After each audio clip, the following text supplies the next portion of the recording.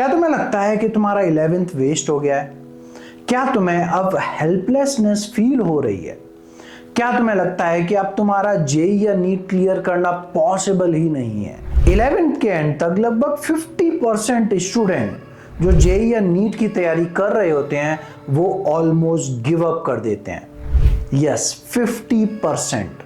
उनको लगता है कि अब टाइम कम है और कुछ नहीं हो सकता। लेकिन ये सोच बिल्कुल गलत है।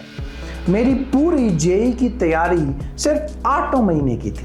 मैंने 12th तक सिर्फ बोर्ड एग्जाम की पढ़ाई की थी और मुझे जेई के बारे में तो कोई आइडिया भी नहीं था।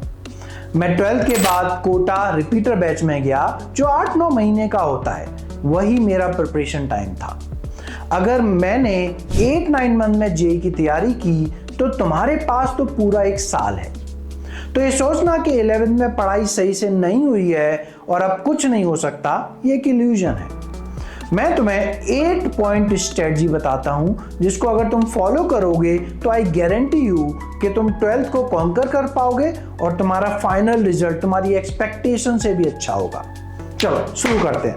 पास्ट मिस्टेक्स को छोड़ो और फ्यूचर पे फोकस करो। बहुत सारे स्टूडेंट एक नेगेटिव थॉट साइकिल में फंस जाते हैं। वो कॉन्स्टेंटली सोचते रहते हैं कि काश मैंने पहले पढ़ाई स्टार्ट की होती, काश मैंने ये नहीं किया होता, काश मैंने टाइम वेस्ट नहीं किया होता। ये सारे थॉट सिर्फ तुम्हें आगे बढ़ने से रोक रहे हैं। पास्ट इज पास्ट, तुम उसे बदल नहीं सकते। तुमने जो भी डिसीजन लिए वो उस समय के हिसाब से तुम्हें ठीक लगे होंगे। अब जो सबसे जरूरी चीज है वो ये है कि तुम अपने आप को पास्ट मिस्टेक के लिए माफ कर दो, क्योंकि अगर तुमने अपने आप को माफ नहीं किया तो तुम्हें गिल्ट फील होता रहेगा और ये गिल्ट तुम्हारी प्रोग्रेस को रोक देगा। गिल्ट एक्चुअली प्रोक्रास्टिनेशन का सबसे बड़ा रीजन होता है। अगर तुम चाहते हो कि 12th में तुम अपनी पूरी एनर्जी लगा सको तो सबसे पहला स्टेप है कि तुम इस गिल्ट ट्रैप से बाहर निकलो। सेकंड, ऑल और नथिंग थिंकिंग से बाहर निकलो। बहुत सारे स्टूडेंट्स को लगता है कि 11th वेस्ट हो गया, अब आईआईटी में हो ही नहीं सकता या एमबीबीएस सीट मिल ही नहीं पाएगी, तो पढ़ाई का क्या ही फायदा। इसको बोलते हैं हम ऑल और नथिंग थिंकिंग। या तो बेस्ट रिजल्ट चाहिए या सब कुछ बर्बाद है। बट ये थिंकिंग तुम्हें नेगेटिव थॉट की एक साइकिल में डाल देती है। You can not predict future. पर चलो मान भी लेते हैं कि अब तुम्हारा आईआईटी या एमबीबीएस में नहीं होगा, तो क्या सिर्फ आईआईटीएंस या डॉक्टर ही लाइफ में सक्सेसफुल होते हैं? बिल्कुल नहीं। अगर तुम थोड़ा भी ध्यान से देखोगे तो तुम्हें रियलाइज होगा कि दुनिया के मोस्ट सक्सेसफुल लोगों का आईआईटी से कुछ लेना देना भी नहीं है। प्लस तुम्हें नहीं पता कि तुम सक्सेस के कितने पास हो या दूर हो, ये सिर्फ तुम्हारा फाइनल रिजल्ट ही बताएगा। मैं अपने स्टूडेंट से एक सिंपल क्वेश्चन पूछता हूं, अगर तुम्हें आज कंफर्म पता चल जाए कि तुम्हारा सिलेक्शन होने वाला है तो क्या तुम ज्यादा पढ़ोगे? सबका आंसर होता है यस। तो फिर ये अज्यूम कर लो कि तुम्हारा सिलेक्शन होने वाला है। मेरा अब नहीं होगा, ये भी एक अजम्पशन ही है। अगर अज्यूम करना ही है तो नेगेटिव अजम्पशन क्यों लेना है? पॉजिटिव अजम्पशन लो और देखो magic of conviction. Third, overwhelm feel करना। 11 के बाद जब बैकलॉग बढ़ जाता है तो स्टूडेंट ओवरवेल्म फील करने लगते हैं और ऑलमोस्ट गिव अप कर देते हैं। लेकिन इसका सिंपल सॉल्यूशन है, प्रेजेंट पे फोकस करो। जो प्रेजेंट है वही रियल है। अनब्रेकेबल माइंडसेट डेवलप करो कि कुछ भी हो जाए, फाइनल डे तक गिव अप नहीं करना है।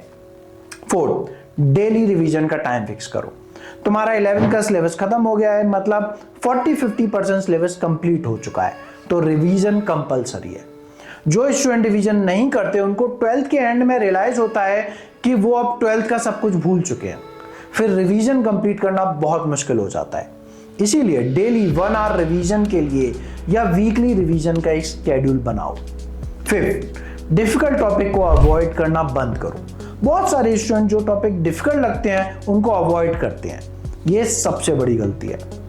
तुम अगर क्रिकेट में इंटरेस्टेड हो तो तुमने नोटिस किया होगा कि विराट कोहली काफी टाइम से लेग स्पिन बॉलिंग पे बार बार आउट हो रहा था, तो उसने क्या किया? उसने एक्स्ट्रा प्रैक्टिस की सिर्फ लेग स्पिन बॉलिंग की अगेंस्ट। रिजल्ट, चैंपियन ट्रॉफी में एक भी बार लेग स्पिन पर आउट नहीं हुआ। चैंपियंस इसी तरीके से बनते हैं।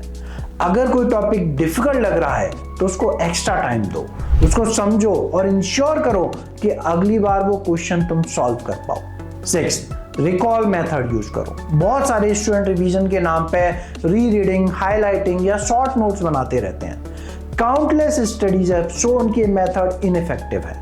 मैंने एक सेपरेट वीडियो बनाया है इसके ऊपर, इस वीडियो के बाद तुरंत उसको चेक करो, you will learn a lot of thing. क्योंकि अगर तुम्हें किसी भी कॉन्सेप्ट को लॉन्ग टर्म मेमोरी में रखना है तो सिर्फ एक ही मेथड काम करेगा, एक्टिव रिकॉल।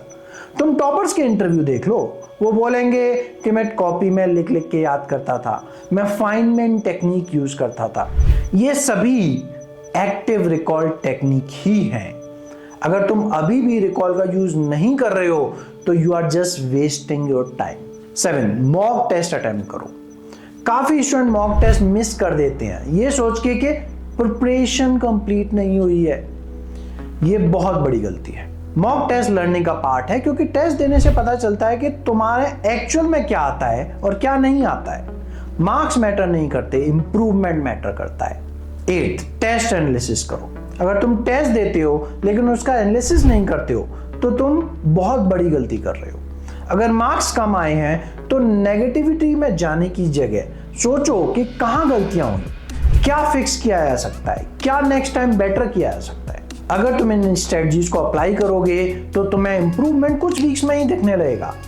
अगर तुम अभी भी इस थॉट में हो कि काश मैंने पहले से अच्छी पढ़ाई की होती, लेकिन अगर तुम आज भी ठीक से स्टार्ट नहीं करोगे तो 6 महीने बाद फिर से यही सोचोगे कि काश 6 महीने पहले से पढ़ाई स्टार्ट की होती। So, your progress to conquer 12th starts today.